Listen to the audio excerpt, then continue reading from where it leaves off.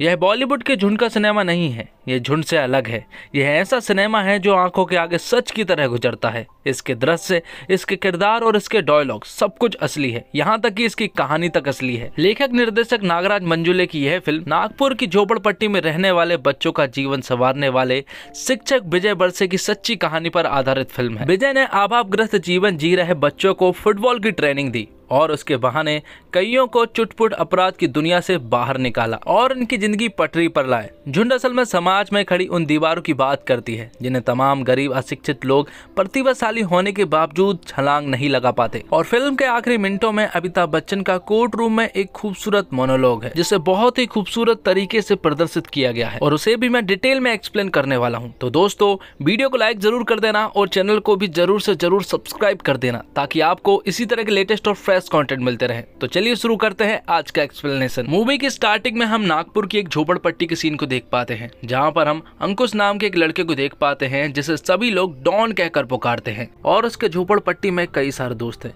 वह छोटे मोटे अपराध करते हैं, लूटपाट करते हैं और नशे का सामान बेचकर पैसा कमाते हैं और वह खुद भी नशा करते हैं और मारपीट करने से लेकर चाकू छुरे चला देने का इनका रोज का काम है। और ऐसे ही अंकुश एक दिन अपने झोपड़पट्टी के दोस्त के साथ कहीं पर जाता है और वहां जाकर वह एक महिला के गले से चैन छीन लेता है। और उन झोपड़पट्टियों में से कुछ लोग ऐसे भी थे जो कि चलती हुई रेलगाड़ियों में से कोयला चुराते थे। उसमें जान का खतरा होने के बावजूद वह वहां से ऐसा काम करते हैं। अब एक दिन अंकुश नशा कर रहा होता है और तभी वहां पर एक लड़का उसे घूर कर देखने लगता है और ये बात अंकुश को पसंद नहीं आती और वह तुरंत जाकर उसकी कॉलर पकड़ लेता है। वह लड़का अंकुश से कॉलर छोड़ने को कहता है लेकिन अंकुश उसकी कॉलर नहीं छोड़ता। अब क्योंकि ये इलाका अंकुश का था इसलिए वह उससे बिल्कुल भी नहीं डरता है। अब अगले सीन में हम सलमा और उसके हस्बैंड को देख पाते हैं जिनके बीच में किसी बात को लेकर झगड़ा हो रहा था और उनका झगड़ा यहाँ तक पहुँच जाता है कि सलमा उसके घर से बाहर निकल जाती है और बाहर आने के बाद भी वह दोनों झगड़ते हैं। वहीं दूसरी तरफ अंकुश ने जिस लड़के की कॉलर पकड़ी हुई थी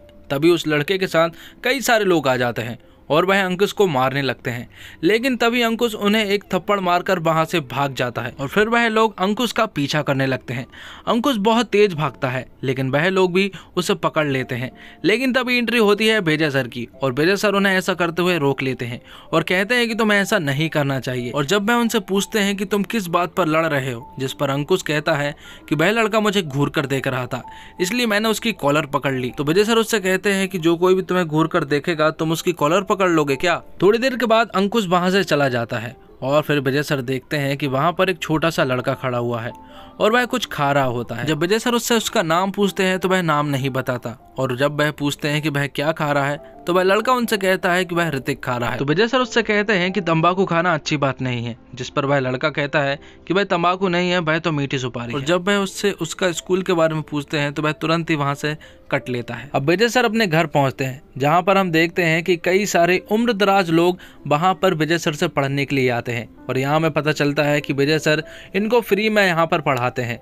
और यहाँ पर हमें ये भी पता चलता है कि विजय सर का कुछ दिनों बाद रिटायरमेंट होने वाला है और उनका एक लड़का भी है जिसका नाम अर्जुन है और वह पढ़ने के लिए कोलंबियाना यूनिवर्सिटी में जाने वाला है। अब अगले दिन विजय सर अपने कॉलेज जाते हैं जहाँ पर वह देखते हैं कि कई सारे फुटबॉलर बैठे हुए हैं और वह प्रैक्टिस नहीं कर रहे हैं, यहाँ तक कि उनका कोच भी फोन पर लगा हुआ है और अपने खिलाड़ियों को नहीं सिखा रहा है। यहाँ पर विजय सर समझ जाते हैं कि उनका फुटबॉल में कोई भी इंटरेस्ट नहीं है। वहीं दूसरी तरफ अंकुश और उसके दोस्त चोरी के मोबाइल को किसी आदमी को बेचकर उससे डील कर रहे होते हैं। उसी शाम बहुत तेज बारिश हो रही थी और विजय सर कॉलेज से लौटते हुए अपने घर जा रहे होते हैं और लौटते हुए वह देखते हैं कि अंकुश और उसके दोस्त एक प्लास्टिक के ड्रम से फुटबॉल खेल रहे हैं और वह ऐसा वैसा फुटबॉल नहीं खेल रहे हैं बल्कि उनके अंदर ऐसा लग रहा था कि उन्हें फुटबॉल खेलना अच्छा लगता है। और ये सब चीजें विजय सर नोटिस कर लेते हैं। विजय सर सोचते हैं कि एक तरफ वह कॉलेज के फुटबॉलर थे जिनके पास फुटबॉल होने के बावजूद वह प्रैक्टिस नहीं कर रहे थे और एक तरफ ये लोग हैं इनके पास फुटबॉल ना होने के बावजूद भी ये लोग इतनी लगन के साथ ये खेल रहे हैं। अब अगले दिन विजय सर एक फुटबॉल में हवा भरकर उनके ग्राउंड पर पहुंच जाते हैं लेकिन वहां पर वह देखते हैं कि वहां पर कोई भी नहीं है। अब उनका पता करने के लिए विजय सर एक औरत से पूछते हैं कि बच्चे कहाँ पर है। तो वह औरत जवाब देती है कि बच्चे तो यहाँ पर नहीं है, लेकिन अगर उसे माल चाहिए हो तो वह पीछे वाले घर से जाकर ले सकता है। उसने ये इसलिए कहा क्योंकि वह बच्चे लोग यही काम करते हैं। अब आगे हम देखते हैं अंकुश के पूरे झुंड को, और अंकुश को जिसने मारा था और उन्हें पता चल चुका है कि वह उन्हीं के इलाके में है, इसलिए वह अपने पूरे झुंड को लेकर उनके पास पहुंच जाता है और उनके सारी चीज़ों को तबाह कर देते हैं और उन्हें बहुत मारते हैं। और अब फाइनली विजय सर को वह सभी लोग ग्राउंड पर मिल जाते हैं और विजय सर उनसे कहते हैं कि अगर वह आधा घंटा फुटबॉल खेलेंगे तो वह उन्हें 500 रुपये देगा। अंकुश को विश्वास नहीं हो रहा था कि वह 500 रुपये क्यों देगा, क्योंकि खेलने पर कोई इंसान 500 रुपये कैसे दे सकता है। लेकिन फिर भी अंकुश उसकी बात मान जाता है, जिसके बाद वह सभी लोग फुटबॉल खेलना स्टार्ट कर देते हैं और उन्हें फुटबॉल खेलते हुए बड़ा मजा आ रहा था। और यहाँ पर विजय सर टाइम देखते हैं कि आधा घंटा से ज़्यादा हो चुका है, लेकिन फिर भी बच्चे अभी तक फुटबॉल खेल रहे हैं। और जब बच्चे पूरी तरह से थक जाते हैं तब विजय सर उन्हें 500 का नोट देते हैं। उनकी झोपड़पट्टी के बाजू में ही एक कॉलेज था और अंकुश अक्सर वहां पर जाया करता था, क्योंकि उस कॉलेज की भावना नाम की लड़की उसे बहुत पसंद है। अब अगले दिन विजय सर फिर से उनके ग्राउंड पर जाता है और उन्हें फिर से फुटबॉल खेलने को कहता है, लेकिन इस बार विजय सर उन्हें नियम और कानून के साथ फुटबॉल खेलना सिखाता है और साथ में फुटबॉल के कुछ नियम भी बताते हैं कि उसमें क्या क्या नियम होते हैं। ऐसा कई दिनों तक चलता है। विजय सर उन्हें आधा घंटा के लिए फुटबॉल खेलने के लिए देते हैं, लेकिन वह लोग तो एक एक 2-2 घंटे फुटबॉल खेलते हैं और लास्ट में विजय सर उन्हें 500 रुपये देते हैं। अब एक दिन विजय सर ग्राउंड पर नहीं पहुंचे थे, इसलिए सारे बच्चे उनके घर पहुंच जाते हैं और उनसे ना आने का कारण पूछते हैं, जिस पर विजय सर जवाब देते हैं कि उसके पास पैसा नहीं बचा है, इसलिए वह ग्राउंड पर अब नहीं आ सकता है। तो बच्चे लोग उनसे कहते हैं कि उनका इतना बड़ा घर है, वह 500 रुपये तो कहीं ना कहीं से कर ही सकते हैं। तो विजय सर कहते हैं कि उसके पास पैसा नहीं है, जिस पर एक बच्चा कहता है शक्कर के डब्बे में देखो, वहां पर हो सकते हैं। लेकिन विजय सर कहते हैं कि वहां पर भी नहीं है और दरवाजे को बंद कर देता है। यहाँ पर विजय सर की वाइफ सोचती है कि वह पता नहीं क्या करने वाले हैं, लेकिन विजय सर को बहुत अच्छे से मालूम है कि वह क्या कर रहे हैं, इसलिए बच्चे थोड़ी देर के बाद आते हैं। तो वह विजय सर से कहते हैं कि उन्हें पैसा नहीं चाहिए, बल्कि उन्हें सिर्फ वह फुटबॉल चाहिए है और वह खेल कर सही सलामत शाम को वापस कर देंगे, इसलिए विजय सर उन्हें फुटबॉल दे देते हैं। जिसके बाद हम देखते हैं कि वह सारे बच्चे एक दिन कॉलेज के ग्राउंड में घुस जाते हैं, जहाँ पर विजय सर मौजूद होते हैं और वह लोग विजय सर से मिलने के लिए यहाँ पर आए थे। वह टपोरी लैंग्वेज में यहाँ पर विजय सर से बात कर रहे होते हैं और उनके जाने के बाद कॉलेज का कोच विजय सर से कहता है कि उन्हें इन लोगों के साथ नहीं रहना चाहिए। आखिर आप इन लोगों के साथ दोस्ती क्यों करना चाह रहे हैं? जिस पर विजय सर उससे कहते हैं कि उसे बहुत अच्छे से मालूम है कि वह बच्चे बहुत अच्छे हैं, क्योंकि वह उन्हें फुटबॉल सिखा रहा है और वह फुटबॉल बहुत अच्छा खेलते हैं। अब अगले सीन में हम देखते हैं कि प्रैक्टिस के बाद जब सभी बच्चे कुछ खा रहे थे, तब विजय सर सभी बच्चे से कहते हैं कि उनका मैच अब कॉलेज के बच्चों के साथ होने वाला है, इसलिए अब उन्हें तैयार अच्छे से होना पड़ेगा। इसलिए वह कॉलेज के प्रिंसिपल के पास जाते हैं और उन्हें इस मैच के बारे में बताते हैं। एक तरफ झोपड़पट्टी की टीम थी, दूसरी तरफ कॉलेज की एक प्रोफेशनल टीम थी, जिसने कई महीनों और सालों की मेहनत से इस टीम को बनाया था। इसलिए कॉलेज के कोच और हमारे विजय सर के बीच में 5000 रुपए की शर्त लग जाती है। लेकिन अगले दिन नज़ारा कुछ यूं था, कॉलेज की टीम और झोपड़पट्टी की टीम का मैच होने वाला है, लेकिन हम ये देख पाते हैं कि भाई सभी लोग हीरो बनकर यहाँ पर पहुंचे थे। यहाँ पर कॉलेज वाला कोच अपने खिलाड़ियों को समझा रहा होता है कि वह एक झोपड़पट्टी वाली टीम है और हमारी एक प्रोफेशनल टीम है। उन्हें फुटबॉल ज़्यादा अच्छे से खेलना नहीं आता है, इसलिए उन्हें हम कम से कम 10 गोल से हराएंगे, तभी कुछ बात बनेगी। यहाँ पर हम देखते हैं कि अंकुश का पूरा ध्यान भावना पर था, क्योंकि भावना भी वहां पर आई हुई थी। मैच स्टार्ट होता है और हम देखते हैं कि शुरू के मिनटों में ही कॉलेज वाली टीम ने झोपड़पट्टी के ऊपर एक गोल कर दिया था। अब क्योंकि झोपड़पट्टी वाली टीम ने सिर्फ फुटबॉल खेलना सीखा है, उन्होंने टेक्निक सीखी है, लेकिन उन्हें अभी भी ठीक से खेलना नहीं आता है, इसलिए वह लोग बहुत ही बुरी तरीके से हार रहे थे और पहले हाफ तक उनका स्कोर था 5-0। तब विजय सर उनके पास जाते हैं और उन्हें समझाते हैं और उनसे कहते हैं कि उसे तो ऐसा लग रहा है कि वह सभी लोग शादी में यहाँ पर आए हैं। साथ में वह यहाँ पर ये भी कहते हैं कि वह लोग ये सोचते हैं कि झोपड़पट्टी वाले क्या फुटबॉल खेलेंगे, और वह इस बात को सच भी कर रहे हैं। उसे बहुत बुरा लग रहा है और अगर तुम्हें आगे भी फुटबॉल खेलना है तो तुम्हें यहाँ पर अच्छा प्रदर्शन करना होगा। अब सभी लोग अपने हीरो वाली ड्रेस को उतार कर फेंक देते हैं और अपनी किट पर आ जाते हैं और अपना धुआंधार वाला खेल भी स्टार्ट कर देते हैं। जिसमें वह एक के बाद एक गोल दागते जाते हैं। खेल इतना ज्यादा इंटरेस्टिंग हो जाता है कि झोपड़पट्टी वाली टीम कॉलेज वाली टीम की बराबरी कर लेती है। अब समय खत्म हो जाता है, लेकिन अब शूट आउट होने थे। शूट आउट स्टार्ट होता है और हम देखते हैं कि कॉलेज वाली टीम अपना फिर से प्रहार करना स्टार्ट कर देती है और वह 2 गोल लगातार कर देती है और झोपड़पट्टी ने दोनों ही गोल मिस कर दिए थे। इससे सभी के मुंह उतर जाते हैं, लेकिन एक बार फिर से गेम पलटता है और फिर से वह उनकी बराबरी कर लेते हैं और आगे कॉलेज वाली टीम का एक गोल मिस भी हो जाता है। इसके बाद हम देखते हैं कि अगर अब झोपड़पट्टी की टीम गोल कर देती है तो वह इस मैच को जीत जाएगी। शूट आउट के लिए रेडी था बाबू और कॉलेज वाला कोच अपने गोलकीपर को कहता है कि ये खिलाड़ी अच्छा नहीं है, इसलिए इस गोल को तो किसी भी हालत में उसे रोकना ही होगा। अब बाबू बॉल में किक मारने के लिए रेडी था और जैसे ही वह बॉल की तरफ भागता है और वह किक मारने के लिए रेडी ही था कि तभी गोलकीपर नेट के बाजू की तरफ आ जाता है, जिससे बाबू बाजू की तरफ गोल कर देता है और इस मैच को वह जीत लेते हैं। और जो टीम उन्हें 10-0 से हराने वाली थी आज वो हार गई है। यहाँ तक कि एक प्रैक्टिस वाली कॉलेज वाली टीम भी हार गई है। अब झोपड़पट्टी के सभी खिलाड़ी विजय सर के घर पर आते हैं और वह सभी लोग अपनी बारी बारी से तकलीफ और दर्द बताते हैं। यहाँ पर बाबू सबसे पहले बताता है कि उसका सिर्फ बचपन से एक ही सपना रहा है कि वह सबसे पहले किसी का मर्डर कर दे और बाद में उसे कोई भी काम आसानी से मिल जाएगा। दरअसल वहां पर ऐसा होता था कि वह अगर किसी का मर्डर कर दे तो उन्हें आसानी से काम मिल जाया करते थे, इसलिए बाबू का यही सपना था। तब एक लड़का कहता है कि उसके घर में कोई नहीं है अपनी माँ के अलावा, इसलिए जब भी उसकी रात में नींद खुलती है तो वह लोहा चोरने का काम करता है। वह हमेशा नशे में ऐसे धुत रहते हैं कि उन्हें लाइफ में क्या करना है कुछ नहीं मालूम। यहाँ पर अंकुश कहता है कि चोरी करना ही उनका काम है, लेकिन आज आपने हमें इस तरह से फुटबॉल खिलाया है तो हमें बहुत मजा आया है और हमने नशे को हाथ तक नहीं लगाया है। उनमें से एक लड़का होता है योगेश। वह बताता है कि उसके पिताजी नहीं है, लेकिन उसे बैंजो बजाना बहुत पसंद है, लेकिन घर चलाने के लिए भी उसे भी चोरी ही करनी पड़ती है। इन सब की दास्तां को सुनकर विजय सर को बहुत ज्यादा बुरा लगता है। अगले सीन में हम देखते हैं अंकुश को, जो कि भावना से चैट कर रहा था और दूसरी तरफ भावना भी उसके मैसेज का रिप्लाई कर रही थी। अब वो दिन भी आ जाता है जब विजय सर का रिटायरमेंट होना था।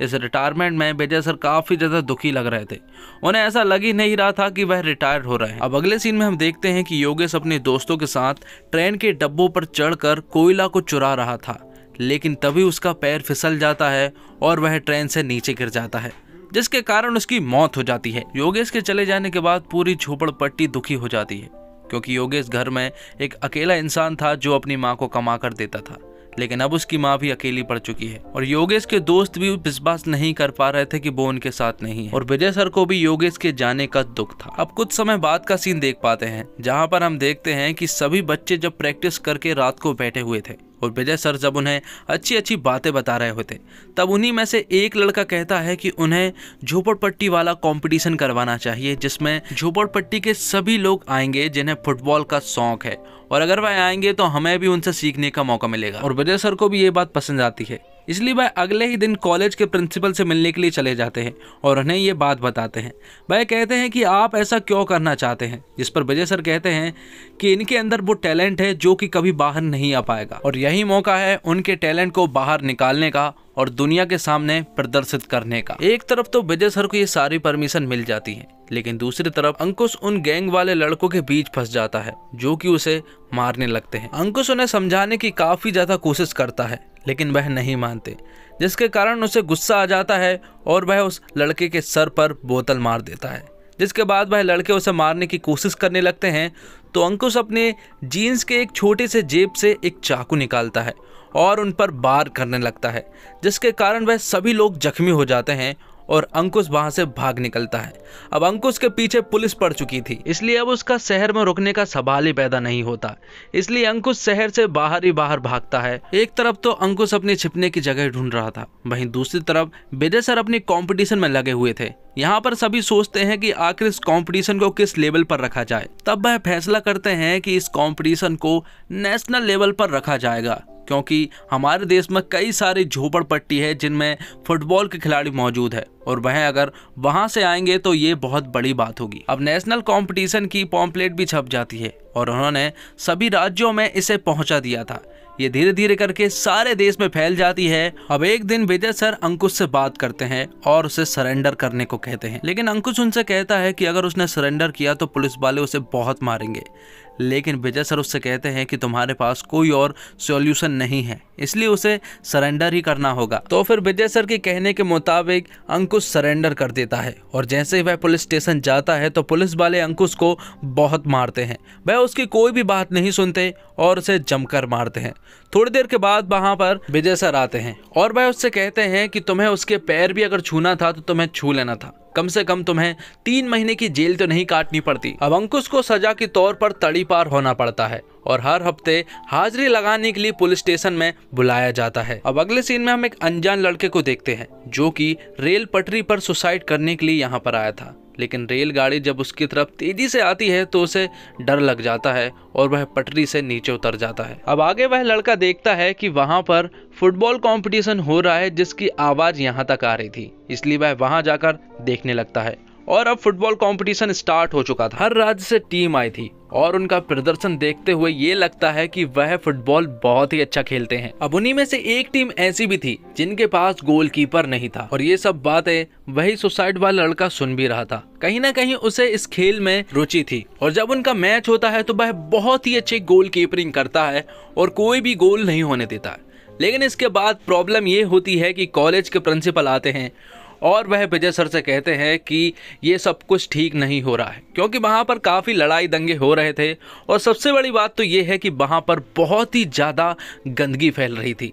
इसलिए वह विजय सर से कहते हैं कि कल से यहाँ पर कोई भी मैच नहीं होगा। इससे विजय सर काफ़ी ज़्यादा उदास हो जाते हैं और ग्राउंड की तरफ आते हैं और जब वह ग्राउंड की तरफ आते हैं तो वह देखते हैं कि उनके सारे बच्चे ग्राउंड की साफ सफाई करने में लगे हुए हैं और बाबू आगे आता है और सर से कहता है कि आगे से कोई भी लड़ाई दंगा नहीं होगा और यहाँ पर कोई भी गंदगी नहीं करेगा, इसकी जिम्मेदारी हम लेते हैं। अब कंपटीशन सही सलामत समाप्त हो जाता है और प्रिंसिपल सभी को अपने हाथों से इनाम देता है और कहता है कि अगर विजय सर नहीं होते तो शायद ये कंपटीशन होना पॉसिबल ही नहीं था। इसलिए विजय सर को भी सम्मानित किया जाता है और सारे बच्चे उन्हें ऊपर उठा लेते हैं। अगले सीन में हम देखते हैं कि अंकुश जो है वह प्रैक्टिस के लिए ग्राउंड पर आ चुका था, लेकिन तभी विजय सर उसे अपने पास बुलाते हैं और उससे कहते हैं कि तुम यहाँ पर अभी नहीं आ सकते, क्योंकि अंकुश अभी तड़ीपार था और जब उसकी सजा खत्म हो जाएगी तब वह यहाँ पर आ सकता है। इसलिए विजय सर उसे अच्छे से समझाकर वहां से भेज देते हैं। अब आगे एक खुशी का पल आता है जिसमें उन्हें पता चलता है कि इंटरनेशनल फुटबॉल टूर्नामेंट में उन्हें इनविटेशन आया है और ये बात विजय सर का बेटा अर्जुन उन्हें बताता है और फिर वह बारी बारी से उन सभी खिलाड़ियों के पास फोन करके उन्हें कांटेक्ट करते हैं और बताते हैं कि वह लोग इंटरनेशनल टूर्नामेंट के लिए सिलेक्ट हो चुके हैं। उनमें से कई सारे घर वाले ऐसे थे जो कि अपने बच्चों को अपनी झोपड़पट्टी से बाहर नहीं जाने दे रहे थे, क्योंकि उनका कहना यह था कि उनका बच्चा कभी झोपड़पट्टी से बाहर निकला नहीं है, वह विदेश कैसे जा सकता है। लेकिन उन्हें किसी तरह से समझाया जाता है और उन्हें मना लिया जाता है। उनमें से एक लड़की ऐसी भी थी जिनके पास कांटेक्ट करने का जरिया कुछ भी नहीं था, उससे कांटेक्ट हो ही नहीं पा रहा था। इसलिए विजय और उसकी वाइफ उसी के गांव में चले जाते हैं उससे मिलने के लिए और उन्हें बताते हैं कि उनकी बेटी फुटबॉल बहुत अच्छा खेलती है और उसे विदेश भेजा जा रहा है फुटबॉल खेलने के लिए। विजय सर मोनिका के परिवार को पैसा देते हैं और उन्हें पासपोर्ट बनवाने को कहते हैं, लेकिन प्रॉब्लम अभी भी थी, क्योंकि मोनिका का ना तो कोई कागज था और ना ही कोई पहचान पत्र था। उसका कहीं भी कोई नाम था ही नहीं, क्योंकि उसका कहीं भी दाखिला था ही नहीं। इसलिए पासपोर्ट बनने में बहुत ज़्यादा प्रॉब्लम हो रही थी, लेकिन किसी तरह से वह धीरे धीरे प्रोसेस को आगे बढ़ाते हैं और अपना पहचान पत्र बनवा लेते हैं। अब खिलाड़ियों को भेजने के लिए जॉर्जिया जाना था, लेकिन उसके जाने का पैसा नहीं हो पाया था। इसलिए विजय और उसका बेटा अर्जुन एक मंत्री के पास जाते हैं फंड लेने के लिए, लेकिन मंत्री कहता है कि उन्हें इन सब के बारे में नहीं मालूम है। लेकिन यहाँ पर विजय सर गुस्सा होकर बाहर आ जाते हैं और वह अपने बेटे से कहते हैं कि वह किसी के सामने भी हाथ नहीं फैलाएंगे, वह इन पैसों का जुगाड़ खुद ही कर लेगा। अगले सीन में हम देखते हैं मोनिका और उसके फादर को, जिन्होंने उसका पासपोर्ट बनवा लिया था। आगे हम देखते हैं अंकुश अपने पासपोर्ट को लेने के लिए जाता है, लेकिन वहां पर उसे बताया जाता है कि उसका पुलिस वेरिफिकेशन नहीं हुआ है, इसलिए उसका पासपोर्ट नहीं बन सकता है। इसलिए वह तुरंत ही पुलिस स्टेशन जाता है और उनसे कहता है कि पुलिस वेरिफिकेशन के लिए उसका पासपोर्ट बनना जरूरी है, उसे विदेश जाना है फुटबॉल खेलने के लिए। लेकिन पुलिस वाले यहाँ पर बुरा भला कहकर उसे वहां से भेज देते हैं। थोड़ी देर के बाद वहां पर विजय सर आते हैं और यही बात फिर से उसे समझाते हैं, लेकिन पुलिस वाले तब भी नहीं मानते हैं, इसलिए अब उन्हें वहां से जाना ही पड़ता है। थोड़ी देर के बाद ये केस कोर्ट में लगता है। ऑपोजिशन वाला वकील जज से कहता है कि ये सभी लोग फ्रॉड है, ये सारे अपराधी हैं, इन्होंने कई सारे कांड किए हुए हैं जिनमें ये लोग सजा काट रहे हैं। ऐसे में अगर ये लोग विदेश जाकर ये सारी चीज़ें करेंगे तो हमारा देश बदनाम हो जाएगा। इसलिए इन सभी लोगों के पासपोर्ट को कैंसिल किया जाए और इन्हें यहीं पर रहने दिए जाए। तब विजय सर जज को बच्चों के बारे में कुछ बताना चाहता था और वह कहता है, जन्म से कोई भी इंसान अपराधी नहीं बनना चाहता है। कोई परिस्थिति, कोई प्रॉब्लम आती होगी जिसके कारण उन्हें ऐसा काम करना पड़ता है, वरना कोई क्यों चाहेगा कि वह अपराधी बन के जेल में जाए। वह कहता है कि वह इन लोगों के साथ रहा है और उसे पता है कि ये लोग बहुत ही अच्छे बच्चे हैं और ये बहुत ही अच्छा फुटबॉल खेलते हैं।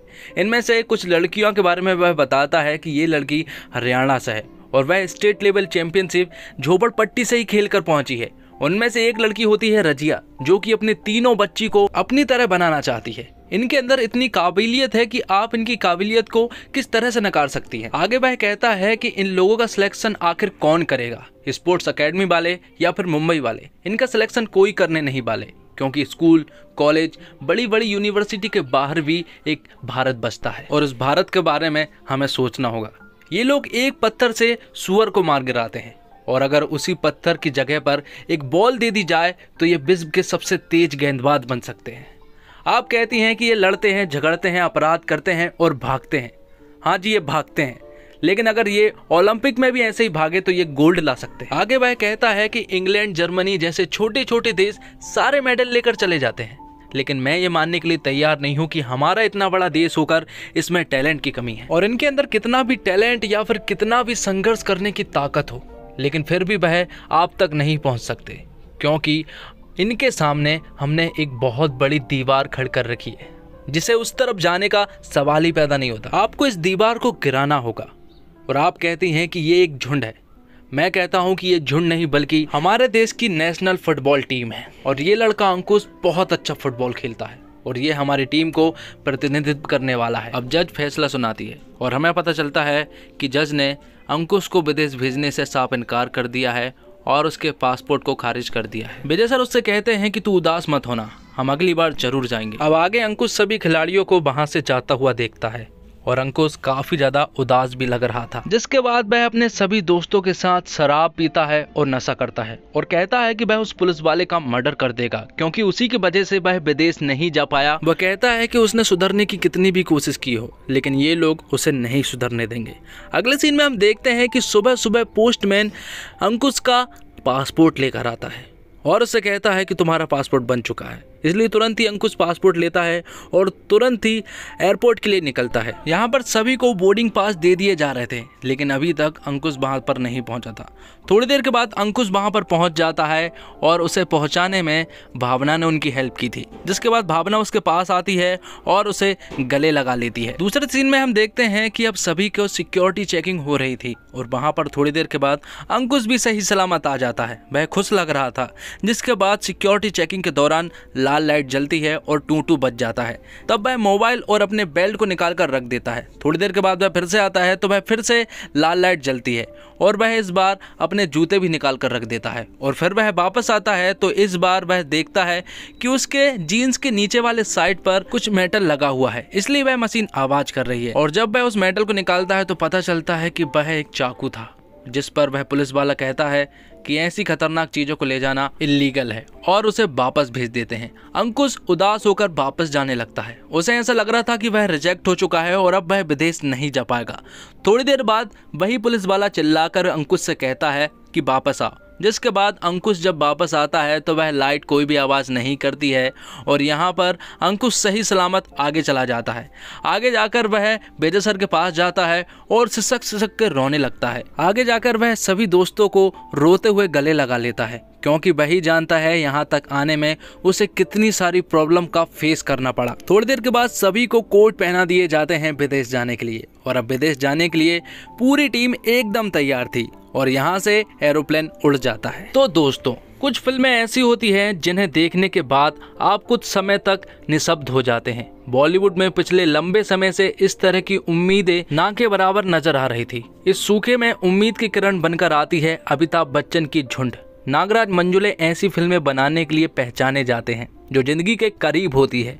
उनमें वो दुनिया नजर आती है जो हिंदी सिनेमा काफी लंबे समय से भुला चुका है। ऐसी कहानियां दिखाई जाती है जिन्हें कहने का बॉलीवुड को अभ्यास नहीं रहा। यह बात झुंड को बाकी बॉलीवुड फिल्मों के झुंड से अलग कराती है। अमिताभ बच्चन ने दिखा दिया है कि उन्हें यूं ही बॉलीवुड का शहंशाह नहीं कहा जाता। एक बार फिर वह विजय के किरदार में आए और छा गए। उनकी एक्टिंग और किरदार की जिस तरह की बारीकियों को उन्होंने पकड़ा है वह शानदार और जानदार है। फिर उनके साथ जो झुंड है जिस पर वह टीम बनाते हैं वह बहुत ही कमाल है। इन एक्टर्स ने अपने किरदार को यूं पकड़ा है बड़े बड़े सितारों के पसीने छूट जाएंगे। इस तरह एक्टिंग के मोर्चे पर भी फिल्म सशक्त है। फिल्म का म्यूजिक बढ़िया है जो अजय अतुल का है। हालांकि फिल्म की लेंथ कुछ ज़्यादा है, कुछ लोगों को अटक सकती है, लेकिन फिल्म से बांधने के लिए माहौल दिखाना जरूरी है। डायरेक्टर ने यह कदम उसी बात के मद्देनजर उठाया है। इस तरह झुंड एक सशक्त फिल्म है जिसे देखना जरूरी है। तो दोस्तों उम्मीद करता हूँ आपको वीडियो पसंद आई होगी। वीडियो पसंद आई हो तो वीडियो को लाइक जरूर करें और सब्सक्राइब वाले लाल बटन को ग्रे जरूर करें। धन्यवाद, थैंक्स फॉर वॉचिंग। मिलते हैं अगली एक और धमाकेदार वीडियो के साथ।